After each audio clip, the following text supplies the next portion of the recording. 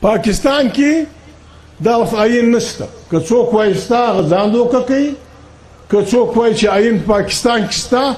د پاکستان پر آئین درې خبرې لیکلي دي: پارلماني جمهوریه پاکستان، درې سره درواغ، نه پارلماني دی، نه آئیني دی، او نه د پاکو خلکو دی.